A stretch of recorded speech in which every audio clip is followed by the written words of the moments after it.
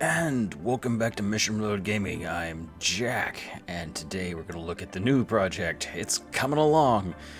I posted on the Reddit earlier this week when it was only but a mere ball head bridge thing over here, and it was funny because I posted a picture of like just this without any of the rest of it in the background because it wasn't built yet. And I'm like, guess what I'm building? Thinking I was being very slightly facetious slash sarcastic, and then someone spoke up and said, how about, there's some of those cool capital ships from Babylon 5, and I'm like, oh right, there are two experimental battleships that happen later in the series, and they have exactly the same front, and I felt almost bad because like, no, I'm not building those. I would build the Excalibur for sure, but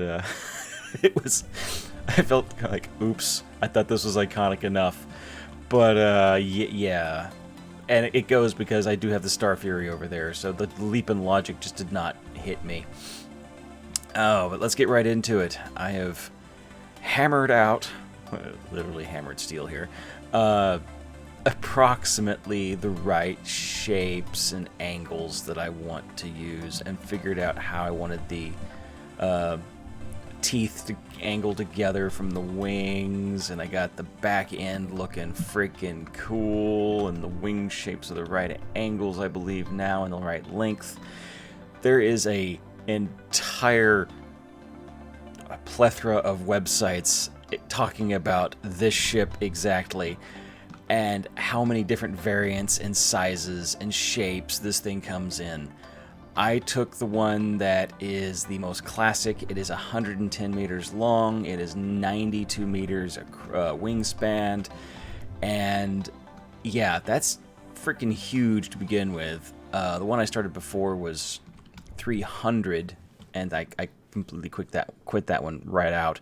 So the reason there's been so many of these is because when you're trying to look at the sizes of these things in the screen on like a show, they keep warping it. They don't try to compare it to things that are like sizes. Case in point, go look at the whaling ship from Star Trek 4. That's a 40-meter whaling ship, which should have been half the size of the ship, the Klingon bird of prey. Instead, it looks like it's 7 meters long. And a lot of people who've been doing the screen capture stuff are and like comparing sizes and whatnot. The ship just keeps vastly changing from literally scene to scene, not just like movie to movie. But just so you know, there are variants of this thing that go out to different sizes, to the point of there are fighters that are like less than 13 meters. There are 50-meter variants of this design. There are 100-meter variants. There are 110. There are 250, 350, and then there is the largest variant of the Klingon bird of prey, which is like 700. It is as big as the Enterprise D. It is ridiculous. It is apparently a wonderful design that the Klingon Empire just absolutely loves. And it comes from the fact that the Romulans and the Klingons, for a very short period of time, tried to make a joint strike ship between them. And it wasn't working. So, because they both had different ideas of how they wanted the ship to work.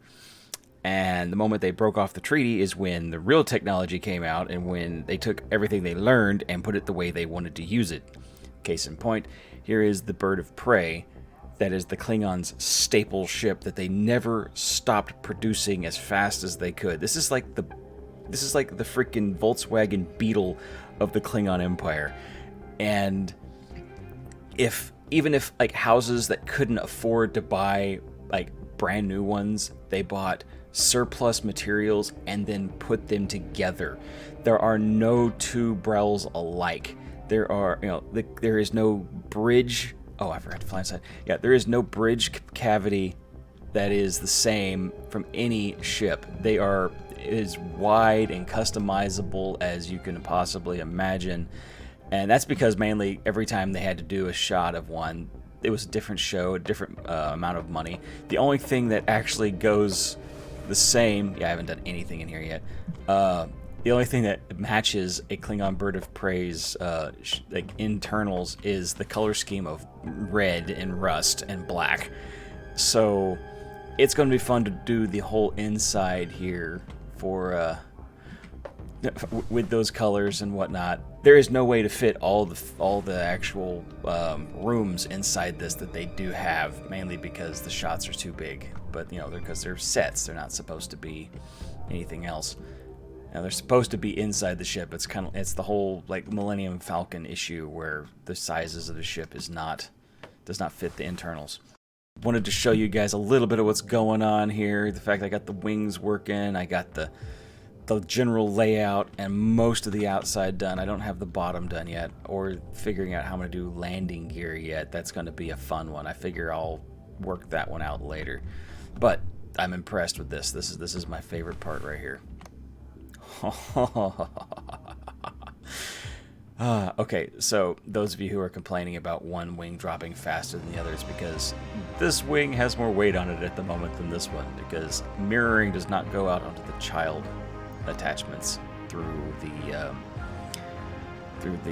joints. So that one's just got a little more weight on it. This one, they'll go about the same speed when I'm done with them.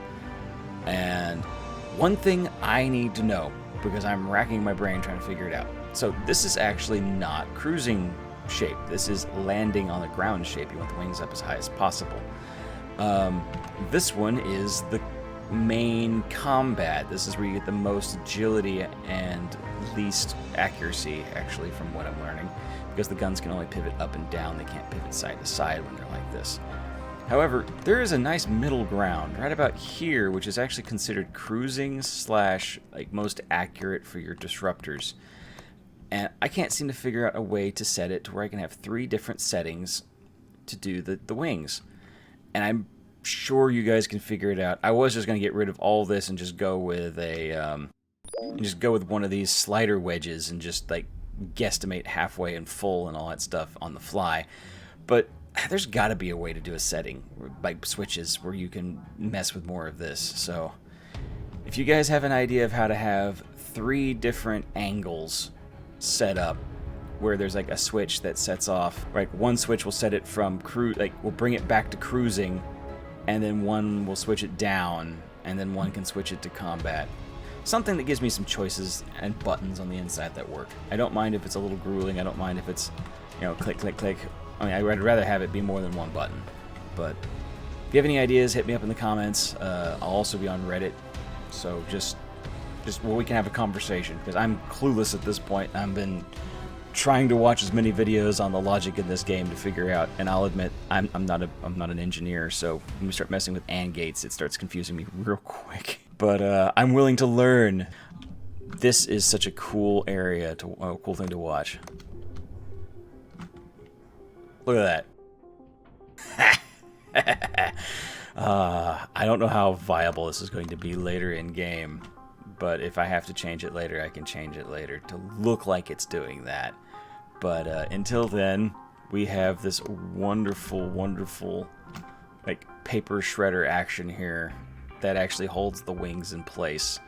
And yeah, which interestingly gives me these cavities on the side. I'm not totally sure what to do with them yet. I may be putting the shields and power right in here because it's going to be need a lot. Or just a really cool cargo container area.